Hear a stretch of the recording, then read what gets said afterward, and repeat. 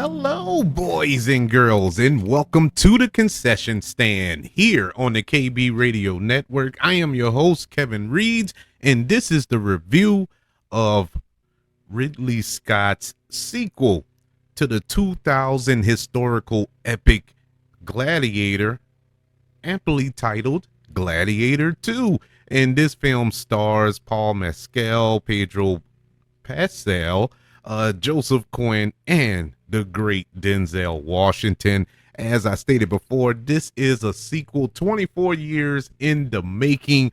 The former film from the year 2000 starred Russell Crowe as Maximus, and that film is one of my go-to films. I wouldn't classify it as one of my favorite films or one of the films that just redefined a generation or something like that, but it is one of those movies that you can put up there as one of the best epic films to come out in the last 30 years, epic wise, large scale wise, that you would normally see back in the 50s or 60s, like Ben-Hur or the Ten Commandments or Lawrence of Arabia type epic films that I'm talking about.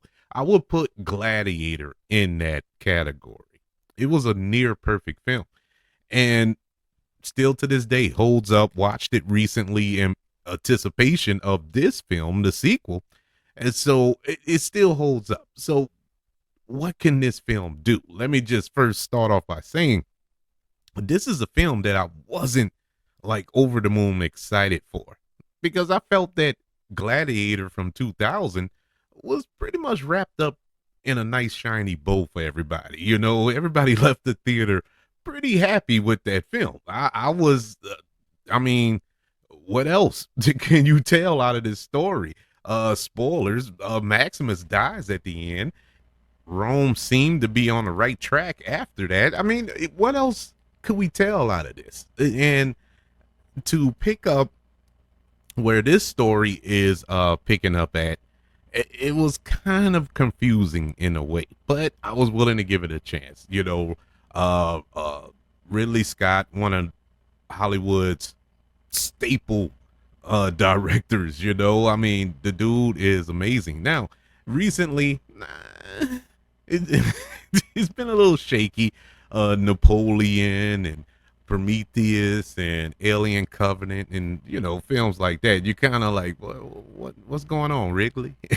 But you also got to look back on Alien and Gladiator, and think of all of the great films that he has given us, even The Martian, which was a pretty good film. I thought that maybe we are getting this movie 10 years too late. I'm not really clamoring for Gladiator 2, but nonetheless, we're getting it whether we want it or not, we're getting it. And here it is. This film, it kind of disappointed me. This film was not all that good. And I'm not even stacking it up against Gladiator, the predecessor, because honestly, that's not fair. But at the same time, you got to, because you had the audacity to call this movie Gladiator 2. And so you kind of have to.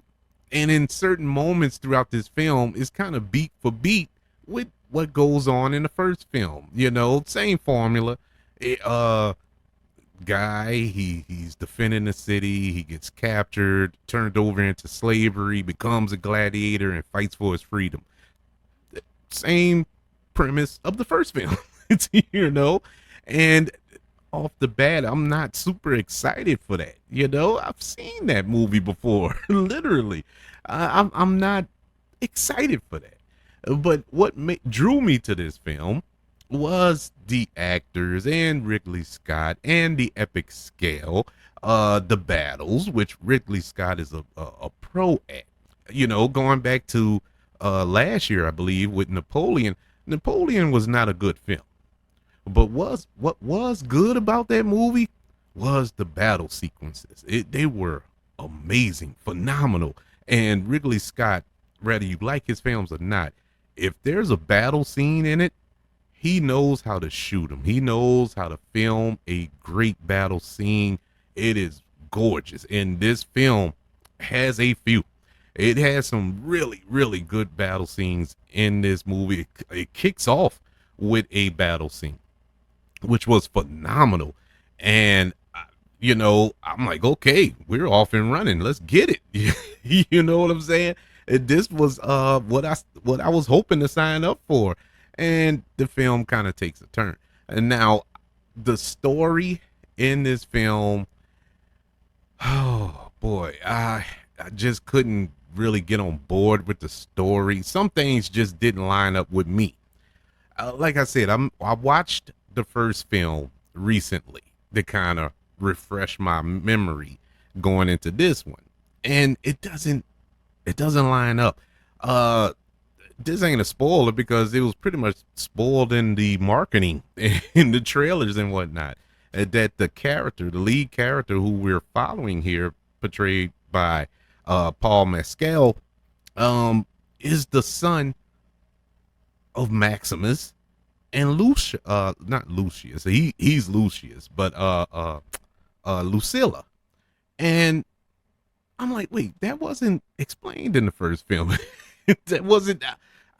He was already around the little kid, cause this is Lucius. So where that happened? Maybe I missed it, and I'm gonna chalk it up to maybe I missed it, that was his son, or that was explained that was his son, because that had happened before. I'm not a super genius, even though I play one on TV, and so I probably missed it, but I don't think I did. But I'm gonna run with it. If that's what they want to retcon that and make him the son, fine. Because in the original, Russell Crowe's character of Maximus was dedicated to his wife and his I think he had a son, but he was murdered.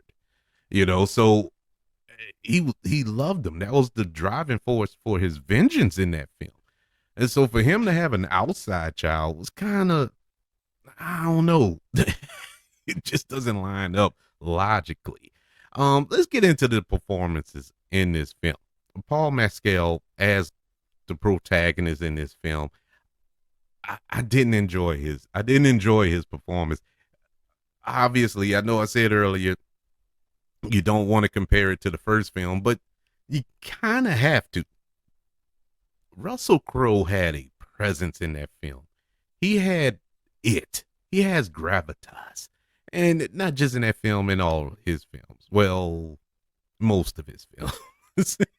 But he especially in Gladiator, he was amazing in that role. He was nominated for Best Actor, so he owned the screen. And it wasn't so much of his physical presence. It was more of his attitude, his demeanor, what he gave off. And it was just a performance for the ages. Paul Mescal's performance here, even though he wasn't, duplicating Russell Crowe's performance, but you were supposed to have some inkling of that character. If he's the son of Maximus here, and they're making a big deal that he's the son of Maximus, there should have been some character traits that kind of rolled over to his character.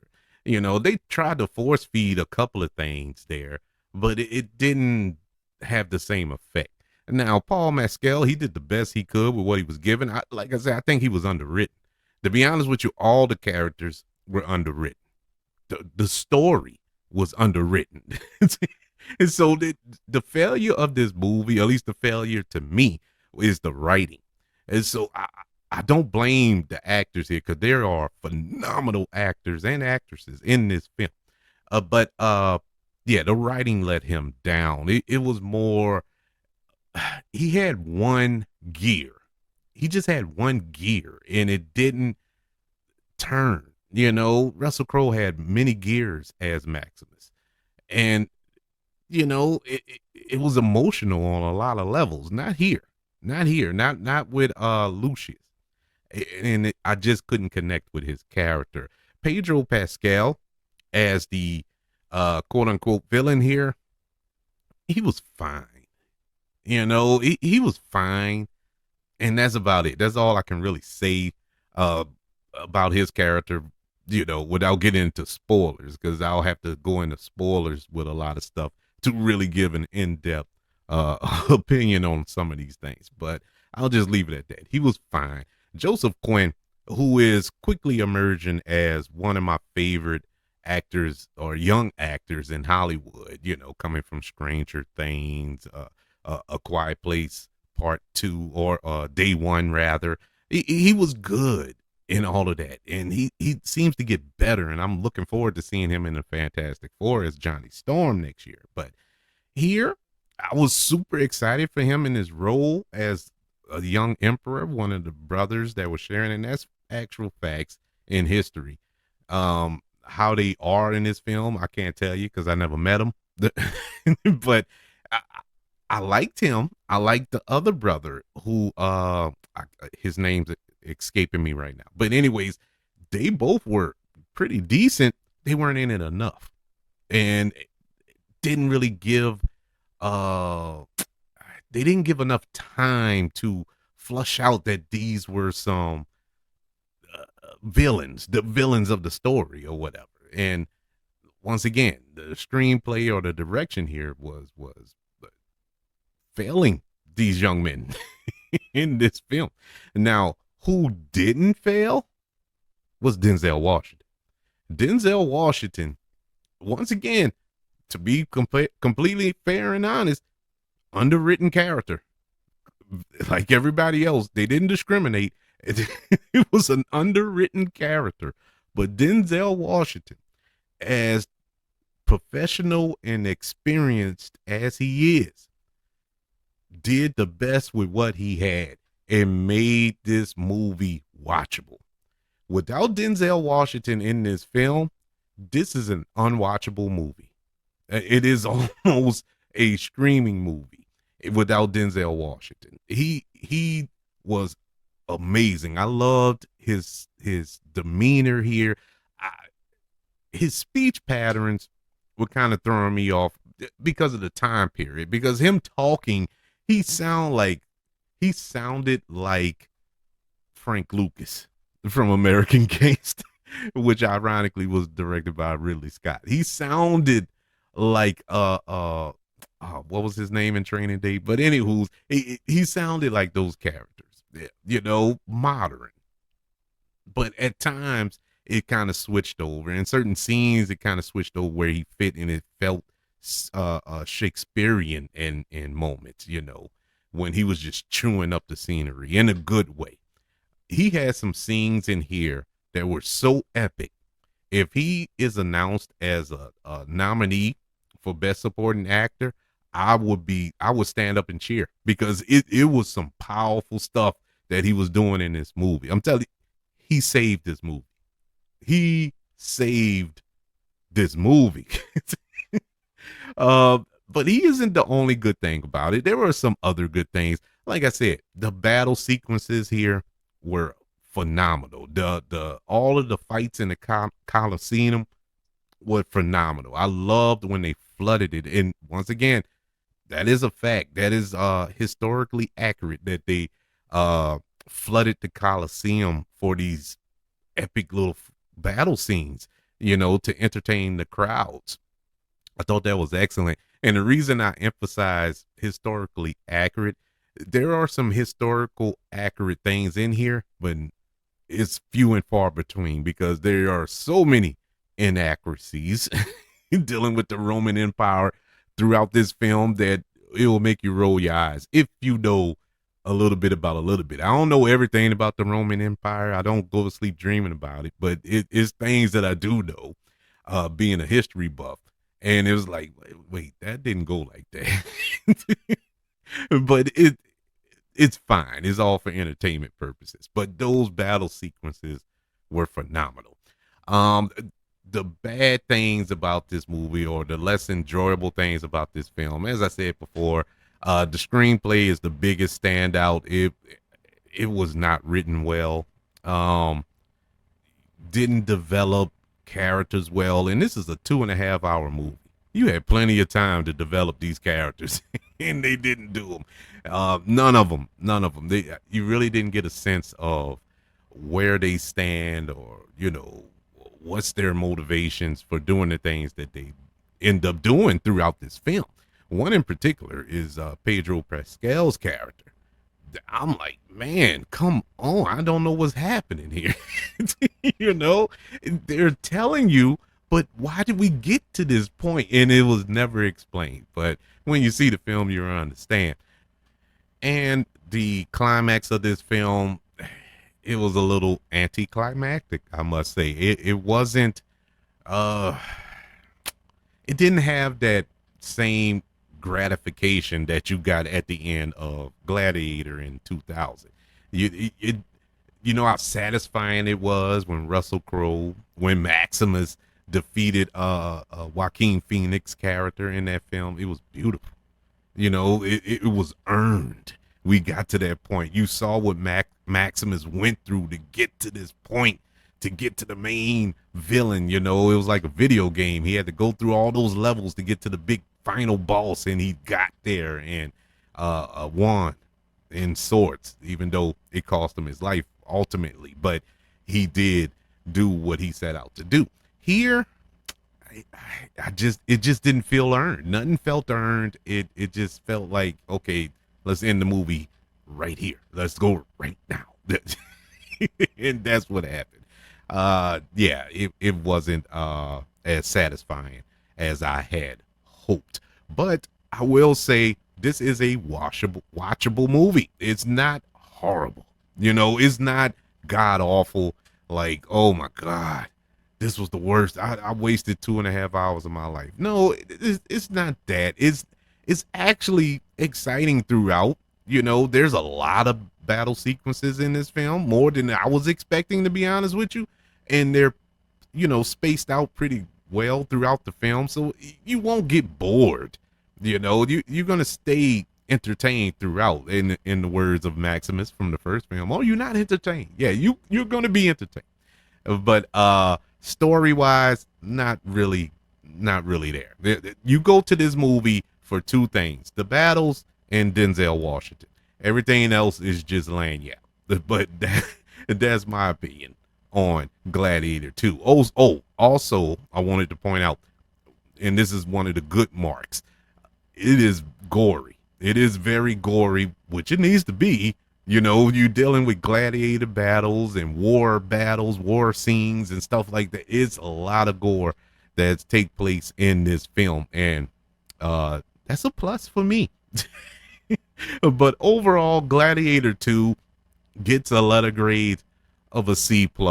Yeah, I thought it was all right. I really wasn't expecting much, and that's what I got. Exactly what I was expecting. Not much. So that's my opinion. I would love to know yours. Are you looking forward to Gladiator 2? Have you checked out Gladiator 2? I would love to know your opinions of it. Email the show, kbradiopodcast@gmail.com. You can also search for this show on all social media platforms. Just search for the KB Radio Network. Subscribe to the KB Radio Network channel on YouTube. Like this video, share this video, and check out more videos on that channel as well. Don't forget about the 5 stars, the reviews, and sharing this show if you're listening on Apple Podcasts, Spotify, iHeartRadio, wherever you are currently listening to the concession stand here on the KB Radio Network. Everybody, thank you for joining me for this review of Gladiator 2. Want you all to know that I love you. Continue to love everyone, and until we speak again, you all be blessed.